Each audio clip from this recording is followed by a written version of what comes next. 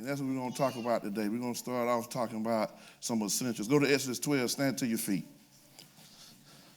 Exodus 12, verse 1. I'm reading New American Standard.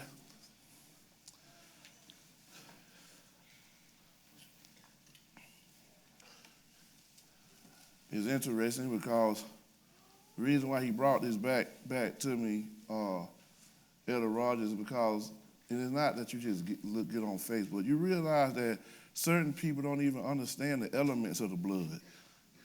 They don't even understand how to explain their salvation. And so a lot of times we want to hear practical stuff, but we don't even understand how it is that I even enter the kingdom. And so what happens, we're being defeated because of our lack of theology. To be totally honest with you. See, your theology ends up shaping how you act and believe, because if you don't think right, you won't live right. And what the enemy wants to do is to rob us of the word of God so we can't live out the word of God. Because guess what? The truth of the matter is you could be successful but still not thriving. You can have a house and a car and that looks like success, but you still won't have victory over your sin. Everybody say Exodus. Chapter 12, verse 1. Now the Lord said to Moses and Aaron in the land of Egypt, this month shall be the beginning of months for you. It is to be the first month of the year to you. Speak to all the congregation of Israel, saying, on the 10th of this month, they are each one to take a lamb for themselves according to their father's household, a lamb for each household. Say a lamb for each household. Now, if the household is too small for a lamb, then he and his neighbor nearest to his house are to take one according to the number of persons in them. According to what each man should eat, you are to divide the lamb. Your lamb shall be an unblemished male, a year old. You may take it from the sheep or from the goats. You shall keep it until the 14th day of the same month. Then the whole assembly of the congregation of Israel is to kill it at twilight. Moreover, they shall take some of the blood and put it on the two doorposts and on the lintel of the houses in which they eat. Then they shall eat the flesh that same night, roasted with fire, and they shall eat it with unleavened bread and bitter herbs. Do not eat any of it raw or boiled at all with water, but rather roast it with fire, both its head and its legs along with the entrails. Burn everything. That's what he's saying. Cook it all. And you shall not leave any of it over until morning, but whatever is left of it until morning you shall burn with fire. Now yes, you shall eat it in this manner, with your loins girded, your sandals on your feet, and your staff in your hand, and you shall eat it in haste. It is the Lord's Passover. For I will go through the land of Egypt on that night, and will strike down all the firstborn in the land of Egypt, both man and beast, and against all the gods of Egypt I will execute judgments. I am the Lord.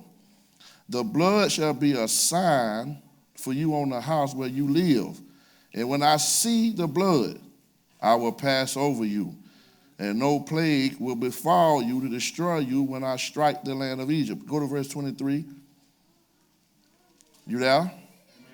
For the Lord will pass through to smite the Egyptians. And when he sees the blood on the lintel and on the two doorposts, the Lord will pass over the door and will not allow the destroyer to come into our houses to smite you. And you shall observe this event as an ordinance for you and your children forever. When you enter the land which the Lord will give you as he promised, you shall observe this rite. And when your children say to you, what does this rite mean to you? You shall say, it is a Passover sacrifice to the Lord over the houses of the sons of Israel in Egypt, when he smote the Egyptians, but spared our homes. And the people bowed low and worshiped. Let's pray. Dear God, we thank you for the day. We thank you for your mightiness. We thank you for your grace and your mercy. We thank you for power, God, resurrection power. Speak to us on today, God. Never let us forget the elementary things, God, for they are the foundation which gives us victory. Speaking on today, transform us from the inside out. Raise our faith to see that the finished work of the cross freed us all. Our God, circumcise our ears that we may hear and our hearts that we may receive. Loose us to do your will. It's in your son Jesus' name we pray. Amen. Look at somebody and say blood work. Yeah. Ask them how they receive their blood work. You got your blood work back yet? Ask them. Yeah. If you're taking notes in here, we don't want you to give two titles, hashtag blood work, but I also want you to put hashtag covered. Somebody say covered. What we walked into here, as we see, is that we come into the place where Moses has went to Pharaoh on several occasions. He went to a Pharaoh on several occasions, and he asked him to let my people go. And what happens is when he asked him to let my people go, God said, okay, if he doesn't let my people go, here comes a plague. And so he sends these various plagues, and Pharaoh doesn't move. He doesn't even care. He sends locusts. He sends frogs. And I think every now and then we minimize the story because we don't read it with our imagination. But can you imagine waking up one morning and grasshopper or locust, the big things, are all over your house? They're all in your cabinet. They're in your cornflake. They're in your pancake mix. I want you to really see what God was doing right here. And really the judgments were against the gods of Egypt. I want you to imagine waking up one morning and frogs are everywhere. I want you to see that you get up in the morning, when you get out your bed, you stepping on a frog. I want you to understand when you go to get in the car, frogs are in the engine. Frogs are just everywhere. Then I want you to understand that your source of life, the Nile River at that time, which is one of the longest rivers in the world, it's come up, and you go down to wash your clothes or get some water, and you dip, but you see something, you say, what is that? And the whole river is full of blood. God wasn't playing. But guess what? You can see sometimes you can do all you can, and God can show out, and some people still won't change their mind. You can see miracles. See, watch this. Let's talk about the saints. The saints can see miracle after miracle after miracle and still not believe that God will deliver you out of your stuff. Then when he's trying to get some people's attention, this can happen, that can happen. Yeah, some stuff is just life, but some things he's trying to get your attention, and your heart still will be hardened. And so God said, okay then. I got the last thing then. I got the one that's going to get him, I guess. I guess this is the one going to get him. I'm going to take his firstborn. Just like Pharaoh issued a decree to take my sons, I'm going to take his sons. Matter of fact, I'm so cold at this right now. See, we don't talk about every now and then the justice of God. Don't go there. Don't. Stay on focus. Stay focused. The justice of God. Amen? Sometimes the justice of God may come before the forgiveness. I'm going to keep riding. So blood is in the thing. He says, now tell Pharaoh that, okay, since he's not listening to all this stuff, what is God doing in your life right now to try to get your attention? Amen. And he has sent a mouthpiece to say, hey, let my people go now. But since you won't let them go, then I'm going to send this. I'm going to show you, see, what God is really doing, he's showing the Egyptians, he's trumping their gods. He's letting them see that, guess what, I am the Lord of all. The gods that you are worshiping really can't do nothing. It's me that has the power. And what had happened was they tried to, at one time, just as they tried to say that the babies had died. But what the judgment in the Nile River was no, they killed those babies. So Pharaoh tried to lie and say they had died. No, they killed those babies. So God said, now I got to have justice somewhere, amen? And see, watch this. Then what you got to, don't go too hard of yourself. If you realize, let me say this and I'll come back. If you realize that you really deserve death, that God's justice demands that you die. Y'all don't want to talk about it. His justice. Because he said in the day, okay, here we go. In the day that you eat of the fruit, surely you shall die. They didn't die right away physically, but spiritually. Oh, he just sung the song this morning in his presence. So guess what? What happens is when you die spiritually, you are no longer connected to God. You can be in a hospital, sick and broke up. But guess what? As long as you can still hear God, you still got faith. Because if God is speaking, that means you can get up. But when you can't hear God no more, that's when you need to check yourself.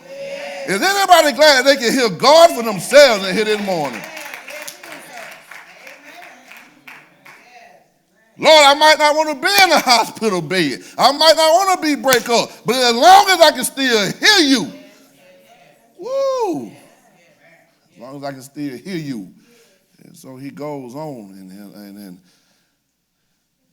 if we look at it, he starts out in this garden. Watch this. Now, I'm going to show you. See, we want to talk about judgment. He said, you're going to die. They beat him and said their eyes were open. And what happens is, oh man, now their eyes open and they find out, oh, I'm naked. Well, they had already been naked. Now they realize they naked. Sin will wake you up to some stuff that you really don't need to be woke up to. See, long as you walking, it's a glory that's on you that you don't even realize sometimes. But sin takes away the innocence. See, that's why let me tell y'all something. Let me go out the beating path to come right back. Stop playing all some of this music around some of these kids. Stop playing all the dope, dealing, booty shaking all around on. Now, there's a right way to do wrong. Now, if you want to your car, okay, but don't put that in them kids' spirits. And then they got to go and the teacher got to deal with them because you done shown and played everything around them. There used to be a time you told them, get your monkey self out of here and go to bed. Now we smoke around them, play get it, girl music around them and everything. Amen? You want to relive your Luke day, let your kids be gone from the house. Amen?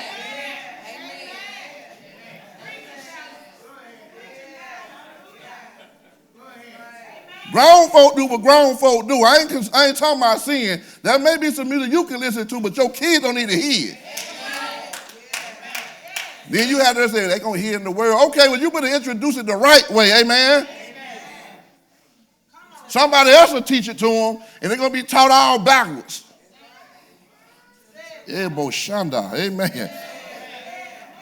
Let me stay focused. So what happens is they uncovered now, and then God comes walking, and he says, they say, where you at? Now God asked a question. God is asking a question. He's omniscient, but he's really asking a question, asking, Adam, where are you?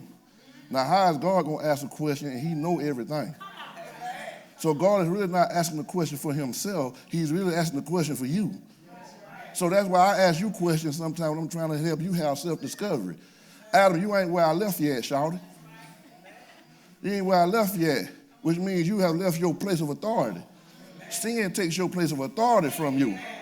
Well, yeah, he said, I realized I was naked, and wait, who told you were naked?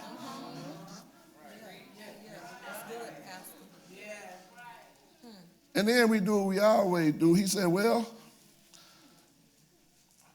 when I went to sleep, you woke up this creature you gave me. This woman you gave me. What happened? This woman. We ain't going to stay right there. We're going to keep moving. Watch this. I will say this for a minute. Women, if you realize your power and the influence you have, you see, when you got the king's ear, you got to use the king's ear. So you can either talk to the king or the fool. It's up to you.